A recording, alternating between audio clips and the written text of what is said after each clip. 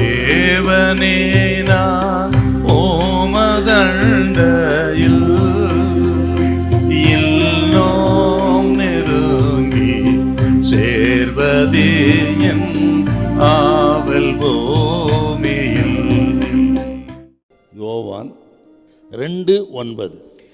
அந்த திராட்சரசம் எங்கே இருந்து வந்ததென்று தண்ணீரை மொண்ட வேலைக்காரருக்கு தெரிந்ததே அன்றி பந்தி விசாரிப்புக்காரனுக்கு தெரியாததினால் அவன் திராட்சரசமாய் மாறின தண்ணீரை ருசி பார்த்தபோது மணவாளனை அழைத்து, தண்ணீர் திராட்சரசமாய் ஆசீர்வாதமாய் மாறியது. இயேசு இந்த கானாவூர் கல்யாணத்தில் தண்ணீரை திராட்சரசமாய் மாற்றி அவனுக்கு கொடுத்தார்.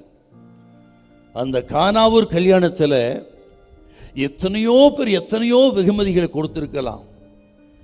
ஆனால் இயேசு கொடுத்த வெகுமதி போல ஒருவராலும் கொடுக்க முடியாதுங்க.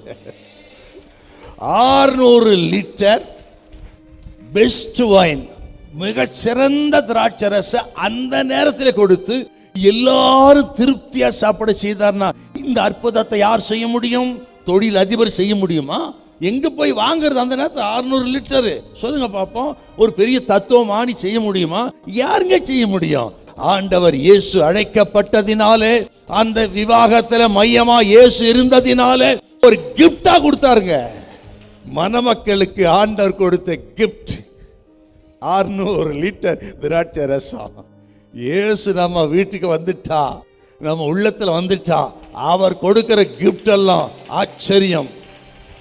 இயேசு நமது ஊழியத்தில் இருந்தால், நம்ம வீட்டில் இருந்தால் ஒரு நாள் கிஃப்ட் தாங்க அது.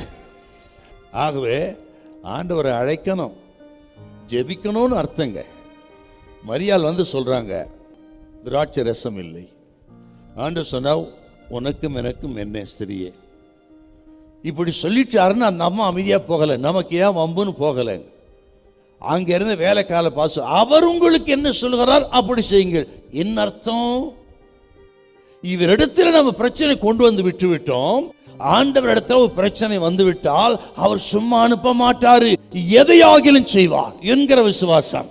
கர்த்தர் சொல்கிறார், அவர் சமூகத்துக்கு வந்துட்டீங்க, பிரச்சனையை வச்சிட்டீங்க, அவர் எதையாகிலும் செய்வாரே தவிர ஏமாற்றத்தோடு அனுப்ப மாட்டார், வெறுமையாய் அனுப்ப மாட்டார். இத கேட்கிற பார்க்கிற உங்கள் அத்தனை பேர் கர்த்தர் சொல்றார், இயேசுவை நம்பி இருக்கீங்க, உங்க பிரச்சனை கொண்டு வந்து அவர் சமூகத்தில் வைத்திருக்கீங்க, அவர் எதையும் செய்வார், எதையாகிலும் செய்வார்.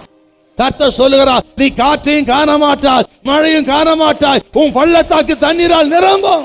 ஹல்லேலூயா, ஹல்லேலூயா.